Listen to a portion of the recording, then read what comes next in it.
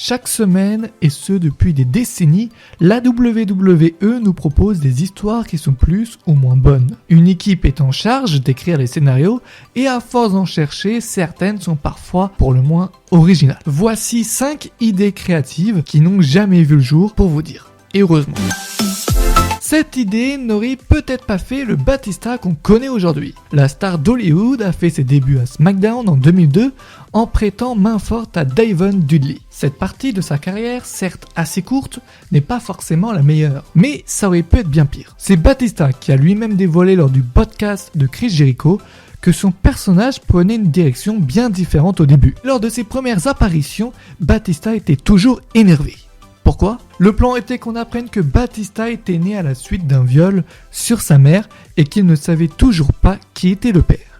Un sujet bien sensible qui ne l'aurait pas beaucoup aidé sur la suite de sa carrière. Cette idée n'a donc jamais vu le jour et heureusement, puisque peu de temps après s'être allé à Dyvon Dudley, il formera l'évolution avec Ric Flair, Triple H et Randy Orton.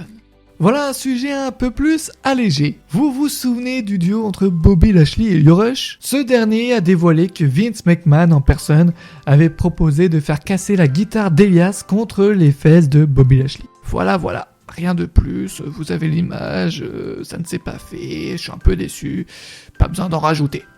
À l'époque où Hornswoggle était le fils illégitime de Vince McMahon, un scénariste a proposé une fin de storyline assez forte. C'est un ancien employé de la WWE qui a retrouvé une idée d'un scénariste qui était que Vince McMahon tue Hornswoggle.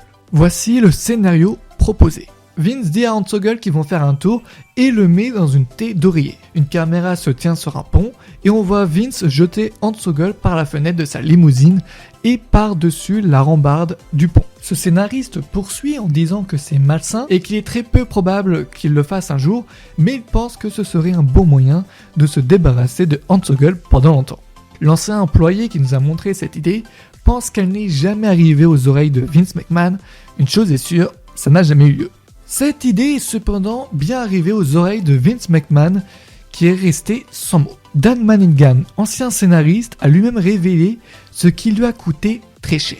Nous sommes en printemps 2004 et ce scénariste est en réunion avec l'équipe créative, Vince McMahon, Stephanie McMahon et le reste des scénaristes. Madigan est confiant, il pense avoir l'une des meilleures idées possibles, il leur présente Baron von Bava, un membre de la SA, une organisation paramilitaire du parti nazi, qui a été gelée dans les années 40 et qui a dégelé en 2004 pour semer la terreur et le chaos partout. Ce personnage était destiné pour John Heidenreich. Pour expliquer ce gimmick, Madigan dit que les nazis scientifiques désespérés et paniqués avaient gelé l'un de leurs soldats lorsqu'ils se sont rendus compte qu'ils perdaient la guerre, afin de garantir un héritage et une génération future. Mais l'idée devient encore plus folle lorsqu'on sait que ce scénariste voulait que Paul Heyman, qui est juif, soit son manager. Il trouvait ça, entre guillemets, trop drôle d'avoir Heyman à ses côtés, tandis que Baron von Bava descend le ring avec le pas de loi et la croix gammée sur ses biceps.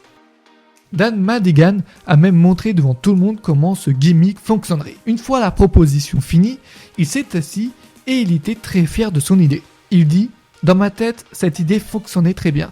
Après l'angle de Kativik, je pensais que je pouvais écrire n'importe quoi pour eux. Pas à ce point puisque le silence a régné dans la salle. Vince McMahon est resté bouche bée et était apparemment le plus choqué de tous. Après un long silence, le patron a décidé de prendre ses affaires et de partir de la salle sans dire aucun mot. Il n'est pas revenu dans cette salle le reste de la journée. Concernant le scénariste Dan Madigan, cette idée lui a coûté très cher comme je vous l'ai dit au début. Puisqu'à partir de ce jour, il était, je cite, un homme mort selon un autre scénariste. Ses autres idées se voyaient être refusées sans même être jugées. Il est parti de la WWE peu de temps après, en novembre 2004, et évidemment ce personnage n'a jamais vu le jour.